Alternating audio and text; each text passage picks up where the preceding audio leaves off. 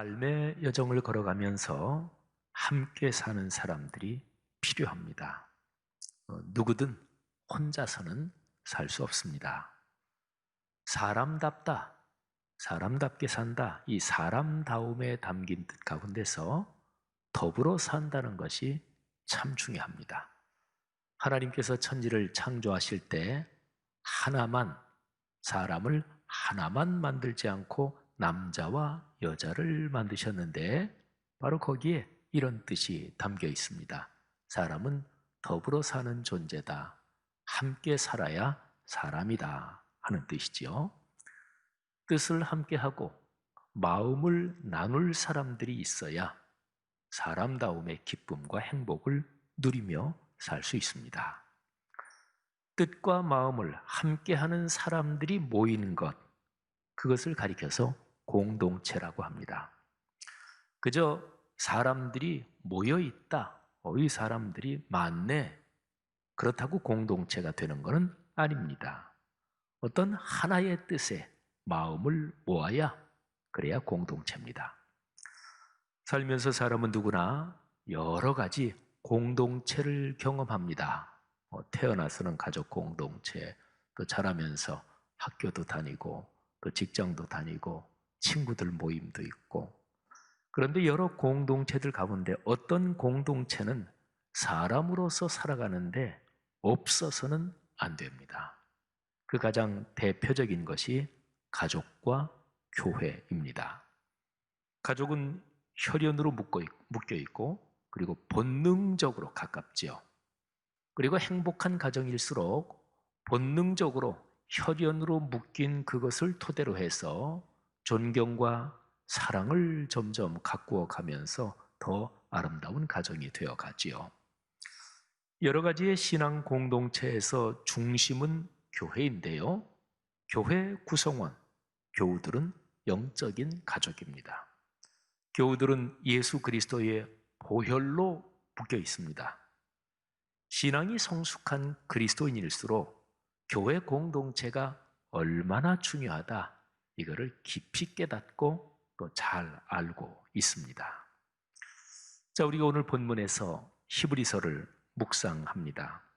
히브리서는 그 전체 메시지가요, 1세기 중반 이후, 그리고 예루살렘이 파괴되는 게 주후 70년인데요. 그래서 주후 50년에서 주후 70년 그 사이 어느 때 기록된 것인데, 이 히브리서는 전체 13장으로 된 그 내용에서 그 당시에 그리스도인들에게 다시 한번 용기를 북돋우고, 그리고 흔들리는 교회 공동체를 다시 세우고 있습니다.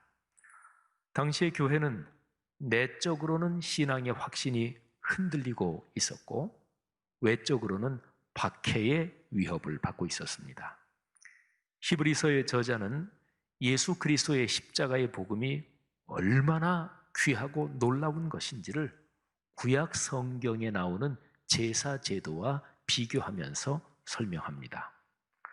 하나님께서 이 모든 인류 역사, 존재의 시간 흐름에 결정적인 마지막 때에 당신의 아들 예수 그리스도를 세상에 보내셨다고 선포하지요. 예수님은 새로운 언약의 대제사장이십니다. 구약에서 대제사장이 제사를 집전하면서 제물을 하나님께 바치잖아요. 그런데 대제사장이신 예수님은 십자가에서 자신을 제물로 드려서 보혈을 흘리셨습니다. 그 보혈의 대속의 공로로 우리를 구원하셨습니다. 구약 제사 제도의 근원 토대가 시내산 사건이라고 설명이 되는데, 그런데 그 시내산 사건은 골고다 언덕, 예수 그리스도께서 십자가에 달리신 이 십자가 사건에는 도무지 비할 바가 되지 못합니다.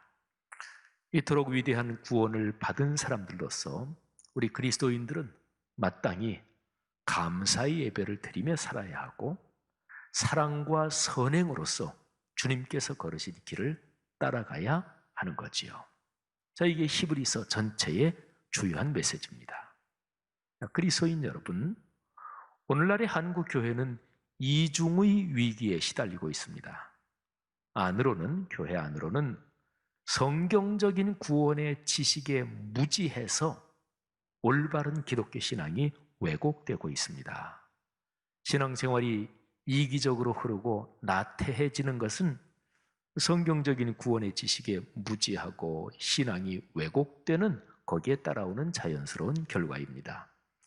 교회 지도자들과 성도들 모두의 신앙이 위험할 정도로 자꾸만 밑으로 다운되고 그리고 하향 평준화되고 있습니다. 교회 안의 상황이 이런데 밖에서부터 교회에 밀려 들어오는 도전과 위험들도 견디기 힘들 정도로 버겁습니다. 오늘날 우리 사회에서는 교회라면, 교회에 연관된 거라면 무조건 비난부터 하고 보는 사고방식이 우리 사회에 만연해 있습니다. 주변 사람들 중에서 교회 다니는 사람들이 하도 많아져서 이제는 나도 교회 나가야 하는 것 아닌가 하던 시절이 우리 한국 사회에, 한국 교회에 있었어요.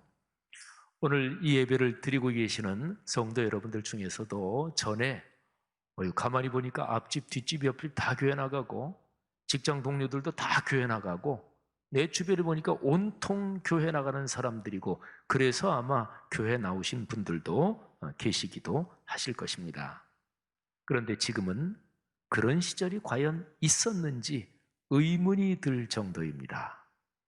교회 다니는 것이 사회적인 관계에서 불이익이 되는 경우가 생기고 있기도 합니다. 교회에 대한 사회의 비판과 비난에서 상당한 부분은 교회가 자초한 것입니다.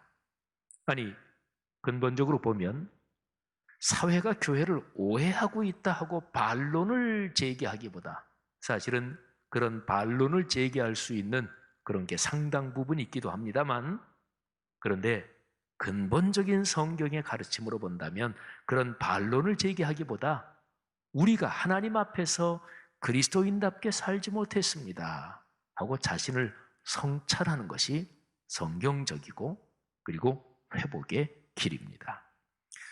히브리서의 메시지를 듣던 2000년 전 그리스도인들의 상황과 오늘날 한국교회 그리스도인들의 상황이 구조적으로 비슷합니다.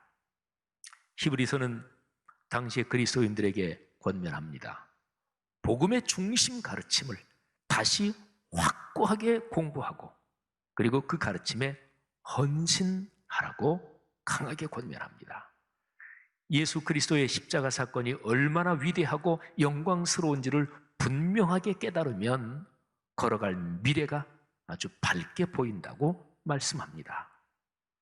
히브리서는 마지막 부분에서 13장 또 끄트머리 부분에서 아주 중요한 메시지를 우리에게 전해줍니다. 교회 공동체에 관한 가르침입니다. 오늘 제 설교의 제목이 교회 공동체를 위하여 이것이지요. 자, 먼저 교회 공동체를 살펴보기 전에 그냥 공동체라는 것에 대해서 우리 상식적이고 합리적으로 잠깐 한번 살펴보려고 합니다. 자, 공동체라는 것이 사람에게, 개개인에게 어떻게 영향을 끼치나요? 사람은 혼자서는 살 수 없는 존재다. 맞는 얘기잖아요. 그렇다면 사람의 삶에서 그가 속한 이런저런 공동체들, 내가 속한 공동체가 든든해야 합니다. 그래야 내 삶이 든든해져요. 자신이 속한 공동체가 충분히 강하지 못하면 그 공동체에 속한 개인의 삶도 어려워집니다. 반대로 내가 소속된 공동체가 호평을 받으면서 강력해지면 나도 충분하게 대접을 받습니다.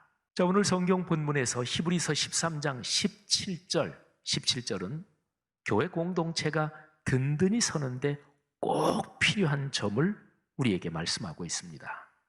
자, 17절을 먼저 들어보세요. 너희를 인도하는 자들에게 순종하고 복종하라. 그들은 너희 영혼을 위하여 경성하기를 자신들이 청산할 자인 것 같이 하느니라. 그들로 하여금 즐거움으로 이것을 하게 하고 근심으로 하게 하지 말라. 그렇지 않으면 너희에게 유익이 없느니라 아멘. 여러분, 지도자가 충분히 지도력을 발휘하며 든든히 서야 그 공동체가 흔들리지 않습니다. 물론 여기에는 지도자가 훌륭하고 헌신적이어야 한다는 전제가 깔려 있는 얘기죠.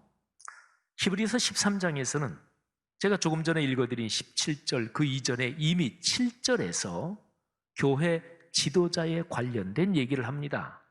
자, 7절을 표준 세번역으로 한번 들어보십시오. 여러분의 지도자들을 기억하십시오. 그들은 여러분에게 하나님의 말씀을 일러주었습니다. 그들이 어떻게 살고 어떻게 죽었는지를 살펴보고 그 믿음을 본받으십시오. 당시에는 많은 교회 지도자들이 순교를 당했습니다. 그들은 하나님의 말씀을 말로 가르칠 뿐 아니라 삶 전체를 던지며 그 말씀에 순종하고 순명했습니다.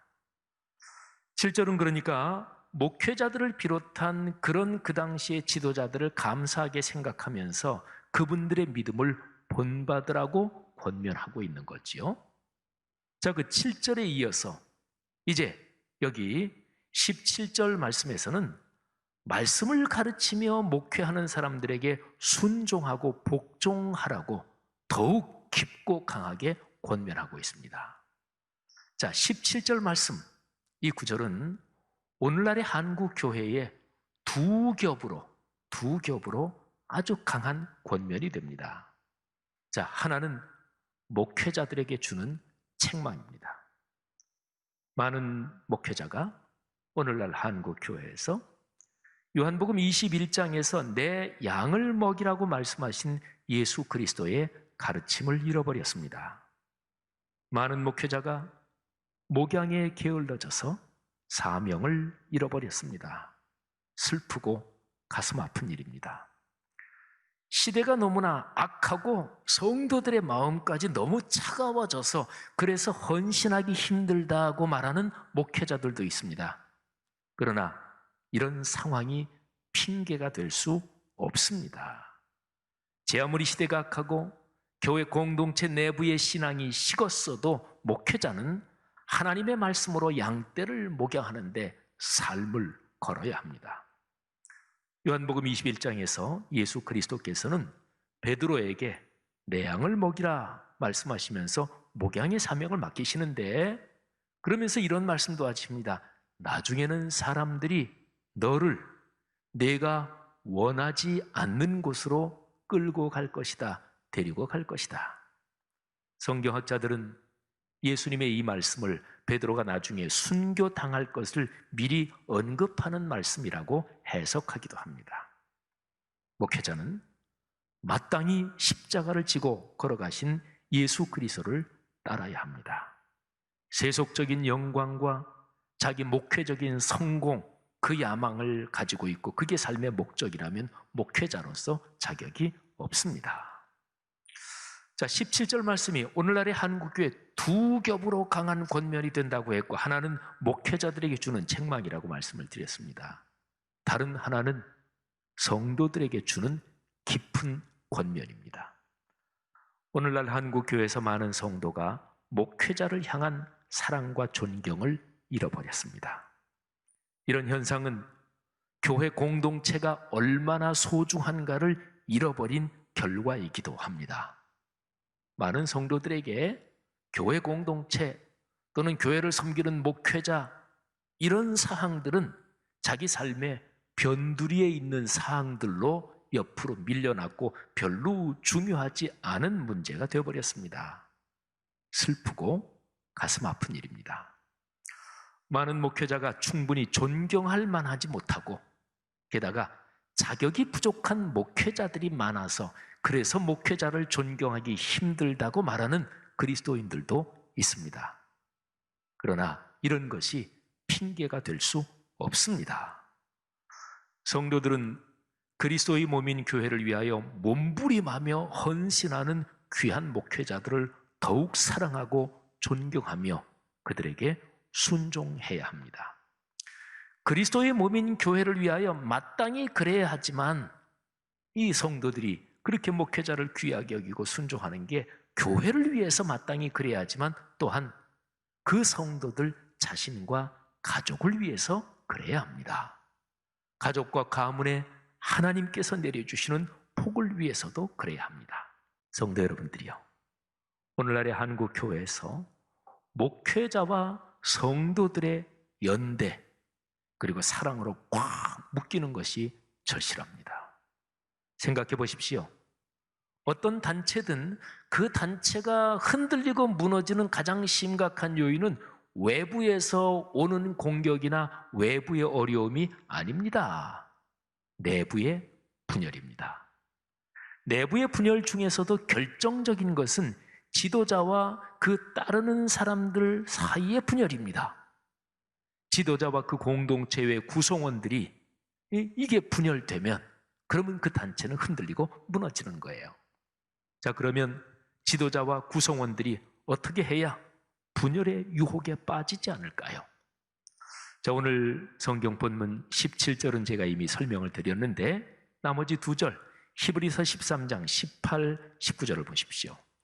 자, 히브리서를 통해서 성도들을 권면하고 있는, 말하자면 이 히브리서를 쓴 그 저자가 목회자인데 말하자면 이분은 히브리서 편지를 받아 읽고 있는 성도들에게 여러분을 만나고 싶습니다.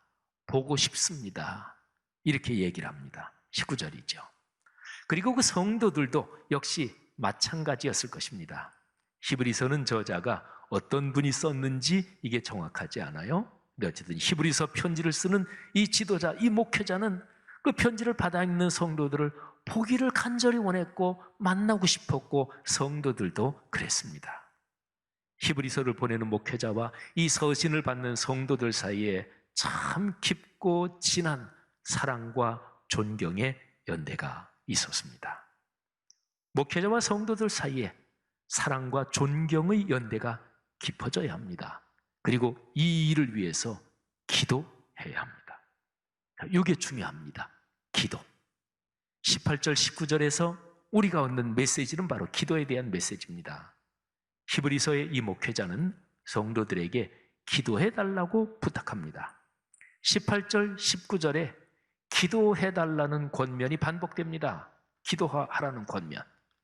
히브리서의 목회자와 함께 일하는 지도자들, 히브리서 편지를 쓴 분과 그분과 함께 일하는 지도자들은 선한 양심을 갖고 있고 무슨 일을 하든지 선하게 하려고 깊이 다짐하고 헌신하고 있습니다. 18절의 내용이에요. 고마운 일이지요. 당시의 성도들은 행복한 사람들이었습니다. 목회자들이 선한 양심을 갖고 모든 일에서 선한 방향으로 헌신하고 있으니 그 성도들은 행복한 사람들이었죠. 18절에서 이 일을 위해서 기도를 부탁하는 거예요. 19절에서는 빨리 만날 수 있도록 기도를 부탁합니다. 18, 19절 말씀을 들어보세요. 우리를 위하여 기도하라. 우리가 모든 일에 선하게 행하려 함으로 우리에게 선한 양심이 있는 줄을 확신하노니 내가 더 속히 너희에게 돌아가기 위하여 너희가 기도하기를 더욱 원하노라. 아멘. 성도들이요, 기도하지 않으면서 사랑한다거나 협력한다거나 연대한다고 말하는 것은 둘 중에 하나예요. 무지이든지 아니면 기만, 속이는 것이든지. 무지인 경우는 교묘하고 무서운 사탄의 활동을 모르기 때문에 무지입니다. 사탄은 교회 공동체를 흔들고 무너뜨리는 방법을 누구보다도 잘 압니다. 목회자와 성도들 사이를 이간시키고 분열시키는 것입니다. 그것만 성공하면 교회 공동체는 다 흔들리고 무너집니다.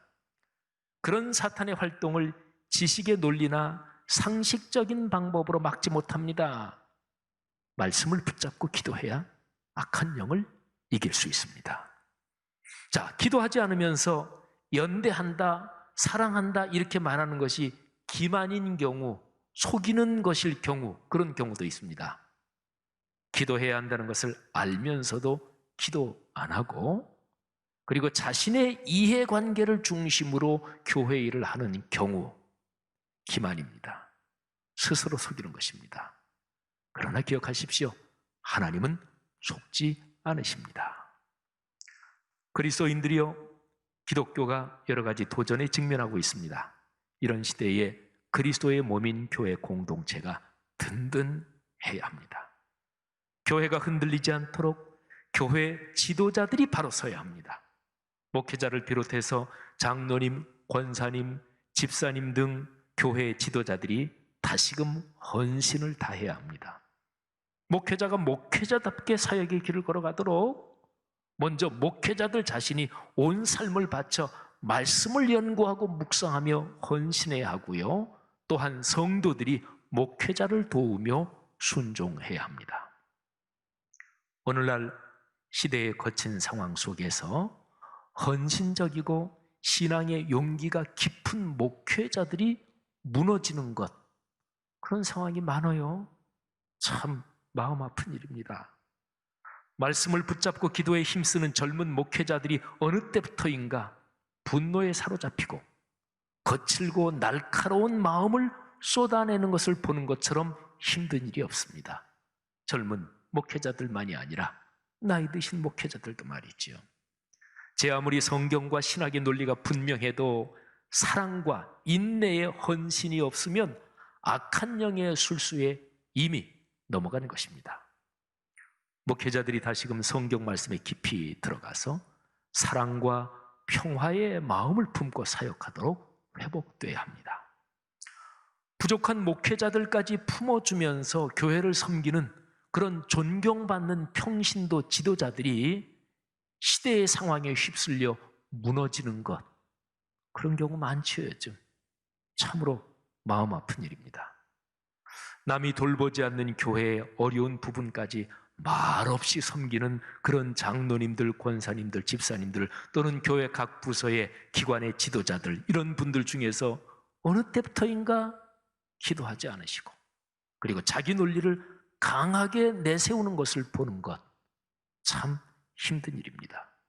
제 아무리 자기 논리가 분명해도 예수님이 말씀하신 대로 자기 십자가를 지지 않으면, 그리고 교회와 목회자들을 사랑하며 섬기지 않으면 악한 영의 술수에 이미 넘어간 것입니다. 존경받는 귀한 평신도 지도자들이 다시금 말씀과 기도에 힘쓰면서 목회자들을 돕고 목회자에게 순종하는 복을 회복해야 합니다. 성도들이요, 우리가 예배 때마다 고백하는 사도신경 그 내용 중에 교회에 관한 내용이 있지요. 나는 성령을 믿으며 거룩한 공교회와 성도의 교제와 등등을 믿습니다. 아멘. 그러면 거룩한 공교회를 믿습니다, 이런 내용이 있죠. 교회는 신비로운 하나님의 섭리 가운데 있습니다. 교회는 한편으로는 믿는 성도들, 여러분과 저, 우리의 모임, 우리가 바로 교회예요. 그러나 다른 한편으로는 교회는 성도들이 우리는 거룩한 공교회를 믿습니다, 믿는 대상이기도 합니다. 그것은 삼위일체 하나님이 교회에 임재하시면서 교회는 하나님의 임재 때문에 거룩한 공동체, 그 교회의 거룩함 때문에 교회는 우리는 거룩한 공교회를 믿습니다, 이렇게 고백도 하는 거예요. 사도행전 20장 28절에서는 사도 바울이 어느 바닷가에서 에베소 교회의 장로님들, 에베소 교회의 지도자들을 만납니다. 거기에서 이제 이별해요. 사도 바울은 배를 타고 예루살렘 쪽으로 이제 갑니다. 근데 살아서는 다시는 그분들을 만나지 못할 그런 상황입니다. 사도 바울이 복음을 전했고 개척했고 그렇게 세워진 교회가 에베소 교회였습니다. 사도 바울의 인생에서 가장 오랫동안 사역한 곳이기도 했습니다. 사도 바울이 거기에서 그분들과 얘기하면서 마지막에는 서로 울어요. 근데 바울이 그들에게 교회를 이렇게 부탁합니다. 하나님이 여러분을 교회 지도자로 세우셨습니다. 교회를 잘 돌봐야 합니다. 그러면서 교회 공동체를 이렇게 표현해요. 하나님이 자기 피로 사신 교회를 여러분에게 부탁하셨습니다. 하나님이 당신의 피로 사신 교회라고 바울은 표현하고 있어요.